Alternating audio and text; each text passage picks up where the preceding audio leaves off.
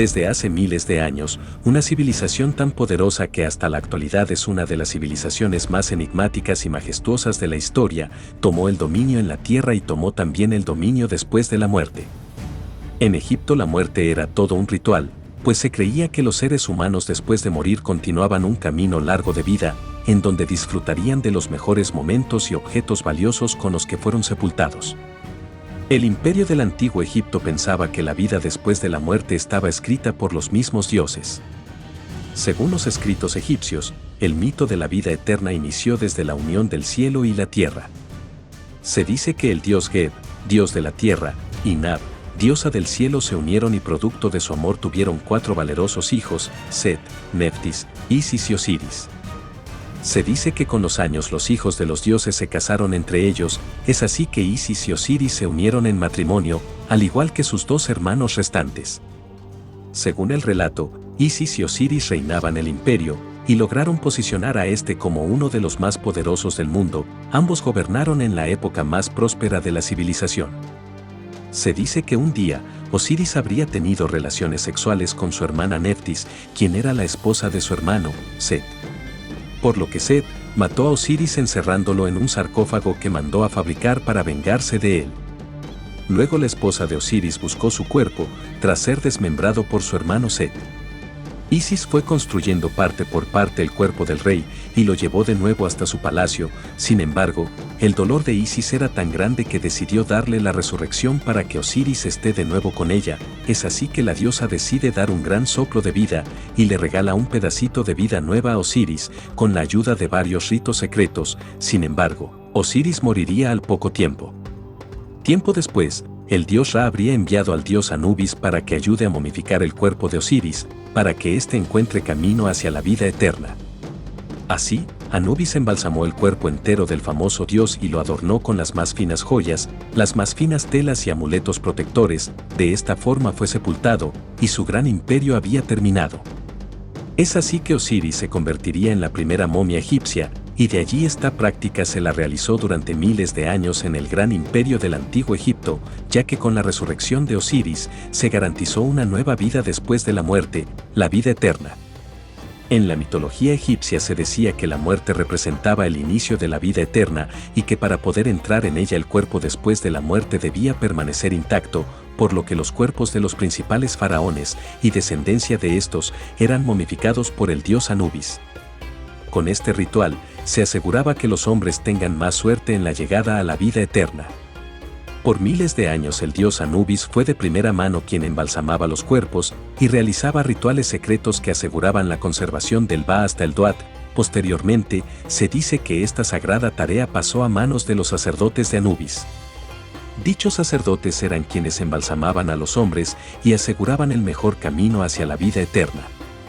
Los sacerdotes de Anubis siempre debían portar una máscara en forma de perro o chacal para asemejarse al dios guardián del reino de los muertos al momento de momificar los cuerpos.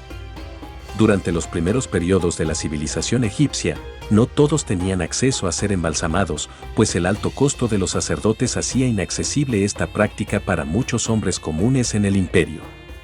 Conforme fueron pasando los años y el imperio crecía mucho más, cualquier persona era embalsamada para su resurrección. Asimismo, se dice que estas majestuosas momias han pasado por un minucioso procedimiento que interviene rituales oscuros, pues se creía que el cuerpo debía reanimarse para la vida eterna y para ser el eterno protector de las imperiales tumbas en las que eran enterrados.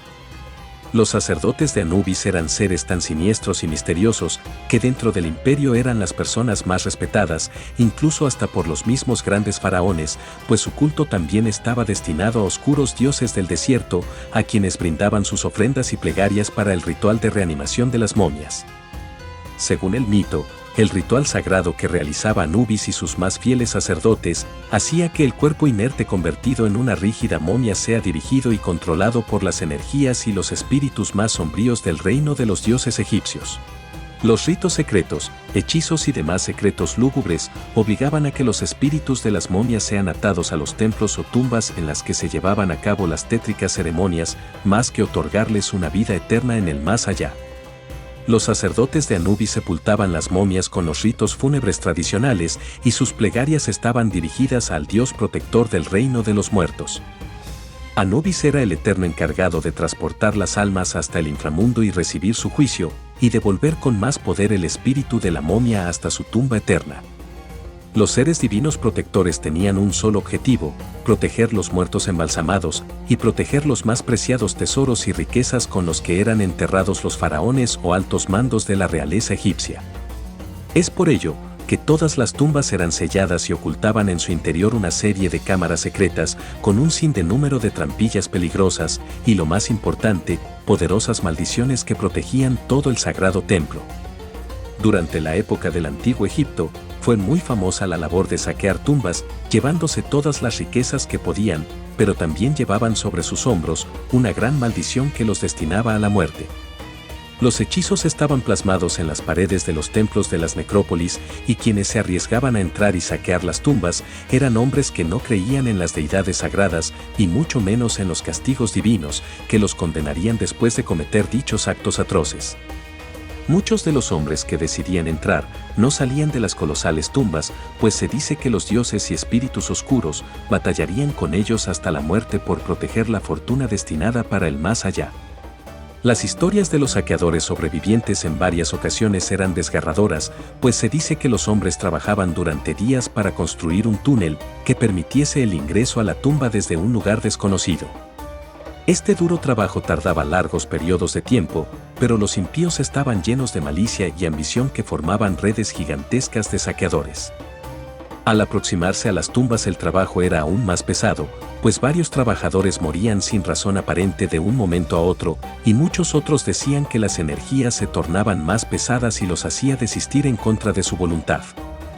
Los hombres más codiciosos, avaros y ambiciosos eran quienes continuaban en el camino hasta lograr penetrar las tumbas, y a quienes poco les importaba poner en riesgo su vida ante los hechos malignos enviados por el poder divino de los dioses.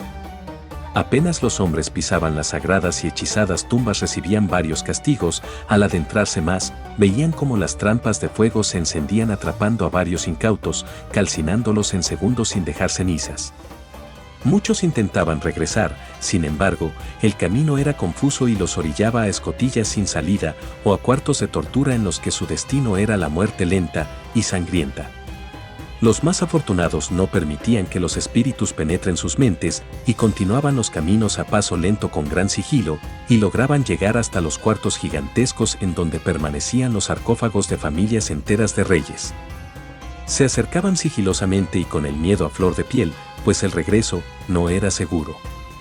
En tanto los hombres tocaban los brillantes ataúdes, un leve estruendo se escuchaba en las necrópolis, un fragor de ultratumba retumbaba en las paredes de las grandes y sagradas tumbas. Este era la escalofriante advertencia del revivir de las momias, el revivir de los espíritus invocados y destinados a la protección de las tumbas hasta la muerte. Dicho estruendo era tan agobiante e intolerable que los hombres olvidaban su propósito, y quienes intentaban abrir los gigantes sarcófagos eran degollados al instante, pues al tocar los sagrados ataúdes, de lo más alto de los templos caían grandes rocas afiladas, desmembrando los cuerpos, dejando los brazos humanos a pies de los sarcófagos. A ojos humanos, el autor de dichos actos atroces eran sombras siniestras que tomaban el control de los sepulcros. Dichos seres protectores eran enviados por los mismos dioses lúgubres del desierto. Los saqueadores más avariciosos e incrédulos contra todo tomaban lo que podían, los finos amuletos de oro y plata, las láminas y estatuillas sagradas hechas de oro y demás piedras preciosas, y después desesperados trataban de retornar. Sin embargo, los oscuros templos comenzaban una sigilosa y cruda venganza a manos de los espíritus oscuros. Es así que los cuerpos embalsamados tomaban poder gracias a los mágicos rituales sagrados que los sacerdotes consumaban en los sepulcros, por lo que ya habían sido anticipadamente invocados a proteger, pues ya estaban listos para asesinar a los impíos y profanadores avaros. Es así que desde lo profundo y fúnebre del sepulcro se levantaban seres siniestros, directo desde lo más oscuro del Aduat, el inframundo. Entre finas vendas empapadas por mágicas pociones, rodeadas de poderosos amuletos colgantes, se despertaban las sombrías momias de su descanso, para castigar a quienes tocaban sus riquezas. Con el gran poder de los dioses, el mundo de los muertos se presentaba en las tumbas saqueadas, tomando poder y forma en los cadáveres perfectamente conservados, y así procedían a torturar a los delincuentes. Las momias, como reales muertos vivientes, como seres sin dolor y sin piedad, eran prácticamente imposibles de vencer, eran realmente eficaces y crueles, por lo que los hombres eran degollados, incinerados, y un sinnúmero de torturas más, con gran facilidad y sin dejar rastro. Las momias junto a sus más fieles sirvientes tomaban venganza contra los saqueadores que profanaban indignamente sus tumbas, quienes de inmediato se arrepentían y proclamaban clemencia. Sin embargo, para los entes protectores no existía la misericordia. Por muchos años los saqueadores eran intimidados por las historias de quienes, si lograban extraer algo valioso y sagrado de los sepulcros, pues ellos contaban que si entre los hombres que ingresaban a saquear los templos existían sobrevivientes, estos eran condenados y controlados por los entes protectores sombríos. Además, eran quienes estaban destinados a ser torturados mentalmente, con pensamientos y voces aterradoras hasta el final de sus días, que lastimosamente no eran muchos. Por otro lado, a todos aquellos que sobrevivían, una maldición eterna los perseguía, y muchos eran obligados a confesar el terrible delito cometido y a ser castigados hasta morir, con penas realmente crueles y sangrientas, acompañadas de mucho dolor y sufrimiento. Es así que nadie quedaba exento de la maldición que conllevaba el tan siquiera tocar mínimamente las sagradas tumbas y riquezas de los más altos reyes y sus familias. Con el pasar de los años, los saqueadores se acrecentaban sobre todo en la época de escasez, que incluso hacía que gente extranjera se una a las grandes sectas de impíos y saqueadores que rompían las leyes divinas, demostrando su escepticismo hacia los dones divinos, desafiando los poderes de los secretos del reino de los muertos. Las momias guardan grandes secretos incomprensibles, incluso hasta los primeros años en los que varios arqueólogos encontraban las dichosas tumbas recibían el pequeño toque de muerte tras destapar los vendajes sagrados de las momias. Las momias egipcias sin duda son una maravilla histórica y en la actualidad nos demuestran el gran poder y prestigio que poseían varios faraones en la tierra y después de la muerte.